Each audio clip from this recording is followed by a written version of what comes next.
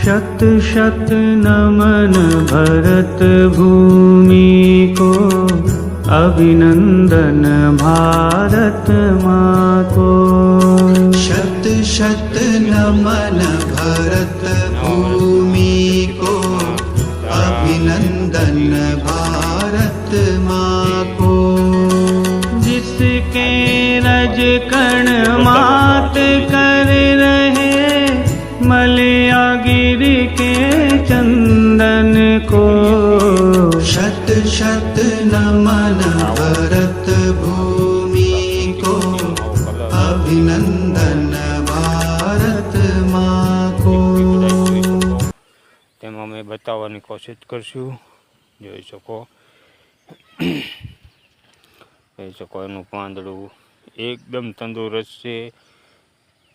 નવા પાંદડા પણ કાઢે છે, તો એ પણ સારું અને તંદુરસ્ત જે હવામાં કહેવાય એ હવામાં છે. જોઈ શકો આ નવું પાંદડું. આ રીતની અમારી કેળ બંધ થઈ છે. આમાં જીવામૃત છે, ખાટી છાશ છે, આંકડો છે. આવો અમે એનો ઉપયોગ કરી છીએ. દરેક પાનમાં બેરલમાં હોય છે, એટલે પાણીની સાથે અમે નળીમાં છોડી દેવી એટલે પીધા કરે છે. ખેડૂત મિત્રો, જે ખેડૂત ભાઈઓએ આ કેળ વાવી હોય એ જીવામૃત છે, આંકડો છે, આ ખાટી છાશ છે. ખાટી છાશ વધે તો ફેંકી ન દેતા. આ કેળું વાવ્યું હોય તો એમને પાણી આજે ધીમી ધીમી છોડી દેજો, તેથી કરીને આવો ફૂગ ન આવે. એટલે ખાસ એ ખેડૂતને ભલામણ કરવા માટે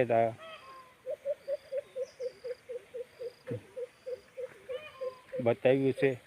કેળ જોઈ શકો પાણીની સાથે અમારે ખાટી છાશ જે તાજી હોય કે વાસી હોય, કોઈ પણ ચાલે.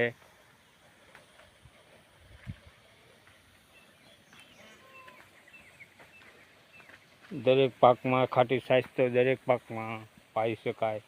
નાખી દેવાની વસ્તુ છે, એ આપણે આમાં ઉપયોગ કરવાની છે. તો અમારા વિડીયો ગમે લાઈક કરજો, શેર કરો, કોમેન્ટ કરો ને સબસ્ક્રાઈબર કરો, અને બીજા પણ ખેડૂતને માહિતી મળતી રહે.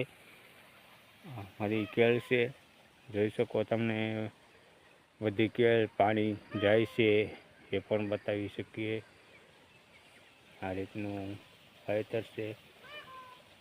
સારામાં સારી G9 નામની વેરાયટી વાવી છે ને